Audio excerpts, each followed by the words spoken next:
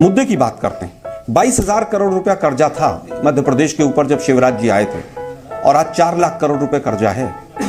मतलब इसका कोई जवाब देने वाला नहीं। 4 करोड़ घर बन गए। अरे यार, 26 साढ़े 26 करोड़ जो है परिवार हैं इस देश के अंदर, और 4 करोड़ घर बन गए। एक घर 2-2.5 लाख रुपए में बनता हो तो ये बजट कहां से आ गया? मतलब जो मर्जी आंकड़ा आता है पेल के चले जाते हैं। आलोक शर्मा जी बताइए, राहुल गांधी जी ने कह दिया कि मैंने हिमाचल प्रदेश में मार मार के भगाया बीजेपी को। बोलो, फिर बोला कि मार मार के नफरत के साथ नहीं, अरे मोहब्बत के साथ भी मार मार के भगाया जाता है। आलोक भाई बताइए जरा। अभी बदत है भाई, अभी बदत है। इनकी आदत है, मोदी साहब ने सबको झूठ बोलना सिखा दिया है तो सब झूठ बोलते हैं। इन्होंने कहा कि किसानों का कर्जा माफ नहीं हुआ। अपने महाराजा ग्वालियर वाले से पूछ लीजिए, उन्होंने बड़ा चिल्ला चिल्ला के कहा था कि कांग्रेस के मैंने पर्चे बांटे, और उनके हाथ के पर्चे के वीडियो पूरे सोशल मीडिया पर हैं। 27 लाख किसानों का 13,500 करोड़ कर्जा बटा था, और वो ऑन रिकॉर्ड है। और उसका उत्तर जो है अरुण यादव जी ने विधानसभा से लिया था, एक क्वेश्चन लगा के किसी के माध्यम से। उसके बावजूद बीजेपी वाले, खैर इनकी आदत है। दिक्कत यह है कि मुख्य मुद्दों से कैसे भटकाया जाए। अगर आपने इतना अच्छा काम किया, बहुत अच्छी बात है, तो फिर पिछली बार जनता ने आपको क्यों नकार दिया था? फिर आपको जोड़ तोड़ करने की क्यों जरूरत पड़ी थी? क्यों विधायकों को कर्नाटक में वहां पर रिसोर्ट में ले जाना पड़ा था आप लोगों को? क्यों आपको सुप्रीम कोर्ट में सेंट्रल गवर्नमेंट को अपना हलफनामा देना पड़ा था? मुझे लगता है कि ये तमाम चीजें अब जनता के सामने हैं। आप कह रहे हैं इलेक्ट्रिसिटी सरप्लस है। अरे भाई, सरप्लस तो हो ही जाएगी। सरप्लस क्यों नहीं होगी अगर कोई भी बड़ा उद्योग नहीं आएगा तो? आपने तो सैकड़ों उद्योग लगाए, 2 बड़े उद्योग जिसमें 500-500 लोग काम करते हो, स्टेट गवर्नमेंट ने लगाया हो, उनका 2 का नाम बता के जाइएगा राकेश भाई। मैं नहीं बताऊंगा। मुझे लगता है कि आज इनको जवाब देना होगा कि किस तरह से महिला असुरक्षित है वहां पर। लाडली बहना आपको याद आई 18.5 साल के बाद। लाडली बहना को आपने अगर 1,250 रुपए अकाउंट में पैसे देने शुरू किए, उसमें भी टर्म्स एंड कंडीशंस अप्लाई कर दिया। इतनी एज होनी चाहिए, 5 एकड़ जमीन नहीं होना चाहिए, फलाना नहीं होना चाहिए, ऐसा नहीं होना चाहिए। और उसके साथ साथ वृद्धावस्था पेंशन रुक गई, बच्चों की स्कॉलरशिप आपने रोक दी। 6 साल से मध्य प्रदेश सिविल सर्विसेज का जो बोर्ड है उसमें एक भी रिक्रूटमेंट नहीं है दीपक भाई। अरे बाप रे, ये तो धोती खोल रहा है। Not a single one. 5 साल से 200 से ज्यादा नर्सिंग कॉलेजेस में एग्जाम नहीं हुआ है। इतनी बुरी हालत है। मैं तो ग्राउंड पे रहा हूं, जनता कह रही है बिल्कुल हटाना है इनको हर हाल से। डबल इंजन की सरकार की जो बात करते हैं, मोदी जी कह ही नहीं रहे एक बार भी कि शिवराज जी को हम मुख्यमंत्री बनाएंगे। अरे भाई, इतना अच्छा काम उन्होंने किया तो उनको मुख्यमंत्री के तौर पर प्रोजेक्ट क्यों नहीं कर रहे हैं आप लोग? 6-6 फोटो लगाकर क्यों आप चल रहे हैं? आपका मुख्यमंत्री का कैंडिडेट नहीं, आपको केंद्रीय मंत्री और सांसद क्यों उतारने पड़ रहे हैं आपको वहां पर? क्योंकि आपने वहां पर 18 साढ़े 18 वर्षों तक कोई काम नहीं किया है। और जिस तरह से लूट मचाई है, 250 से ज्यादा गबन है। ये व्यापम घोटाले वाले भी किस मुंह से जाकर वोट मांगते हैं? मतलब कितनी निर्लज्जता है बीजेपी के अंदर। ये भगवान क्या जुल्म है। 5 दर्जन से ज्यादा लोग व्यापम में घोटाले में मर गए या मार दिए गए, और तमाम लोग जेल में चले गए। लाखों बच्चों का भविष्य खत्म हो गया, और उसके बाद ये कहते हैं कि हमें वोट दे दो, हमने बहुत काम किया। मुझे लगता है कि मैं मध्य प्रदेश में जो एसेंस देखकर आया हूं, 150 के पार जाएंगे। और मोदी साहब की जो भाषा की बौखलाहट है, वो पूरी तरह से पूरे देश को समझ आ रही है कि वो बुरी तरह से हार रहे हैं। डबल इंजन की गाड़ी चल रही है, लेकिन ड्राइवर को उतार के नीचे बैठा दिया है। पूरी तरह से भाजपा डिरेल हो चुकी है वहां पर, और जनता डिरेल कर रही है उनको। Not bad. Now you.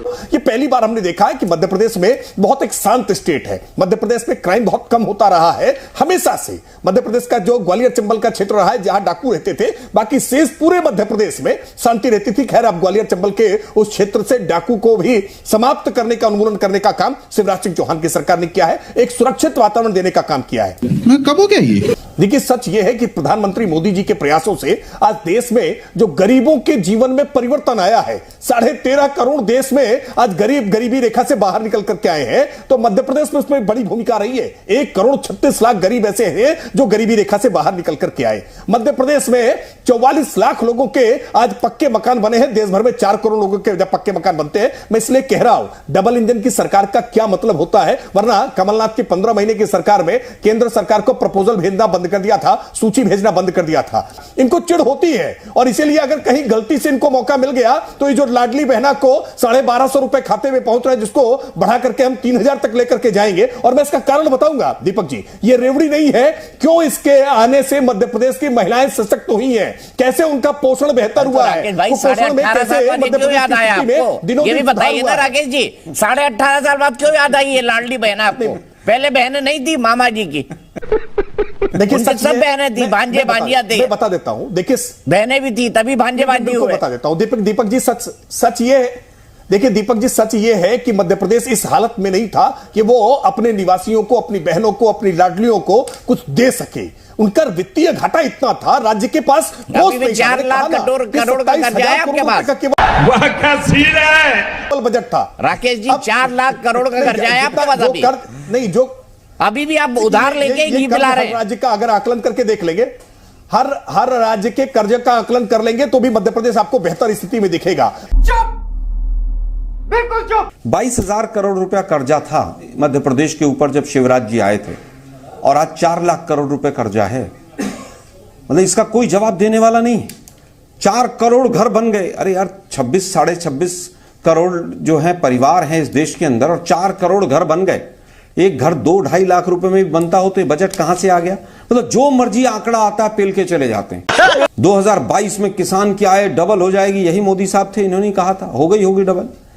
32 रुपए प्रति कैपिटा से घटकर 27 पर आ गई। नल आ गया सबके, 13 करोड़ घरों में नल चला गया। मतलब 13 करोड़ घरों में नल चला गया। 26 करोड़ परिवार हैं इस देश के अंदर, 26.5 करोड़, 13 करोड़ घरों में नल चला गया, मोदी जी ने भेज दिया। मतलब कहां से आंकड़े लेकर आते हैं भाई? कोई ऐसी चीज हो जो जहां पर कोई वेबसाइट हो, जहां पर कोई जल मिशन की कोई वेबसाइट हो कि साहब हमने इसी साल में इन लोगों को नल दिए हैं। जो मर्जी झूठ बोलकर चले जाते हैं। दुर्भाग्य यह है कि इन्होंने कहा कि 43 करोड़, 33 करोड़, 36 करोड़ लोगों को मुद्रा लोन दे दिया। मतलब हर घर में 1.5 मुद्रा लोन दे दिया इन्होंने।